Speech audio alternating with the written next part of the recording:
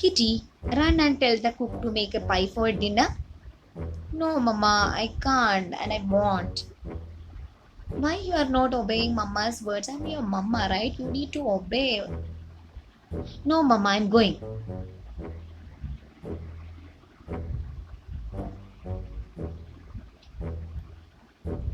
Kitty, go to the post office before school and get my letters.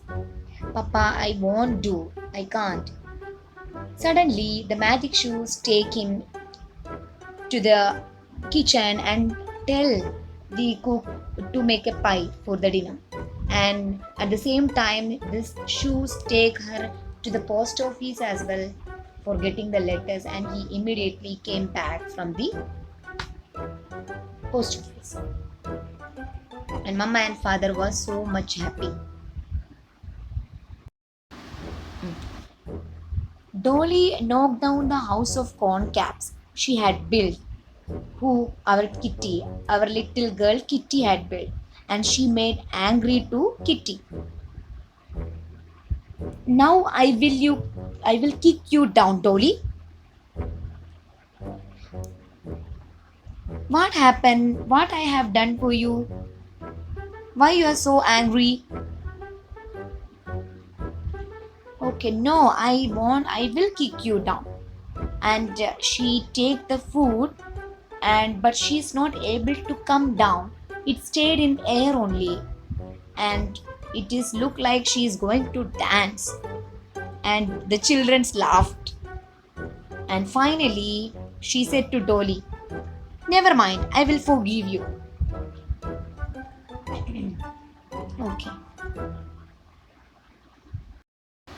Oh no, my ball is bouncing.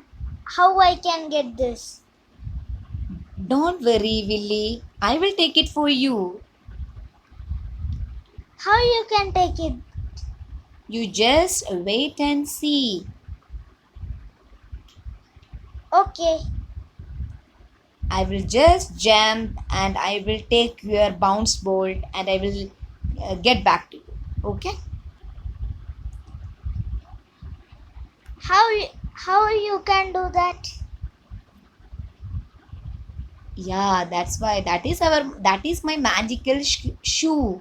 Because of my magical shoe, I am able to get that ball and all.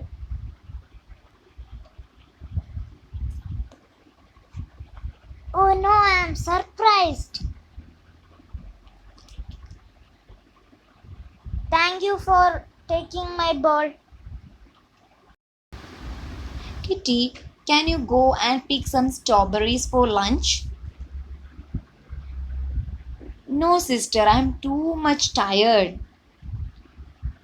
But Kitty's shoes landed her in the middle of the strawberry bed with one jump.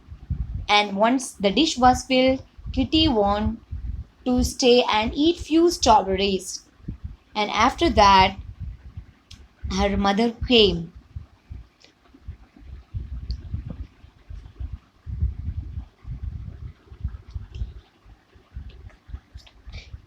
Kitty, have you picked the strawberries? Yes, dear, I have picked some strawberries and I feel very hungry. I have taken some strawberries from the dish and I have eat. No problem. It's nice.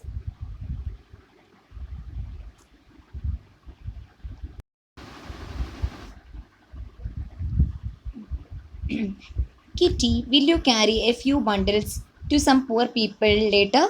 No, Mama, I can't. But Kitty think if she is not agreeing, the magical shoes will take her away from home to the poor people. So she decided to go pleasantly to give some bundles to the poor people. But I want to ask something, Mama. What do you want to ask?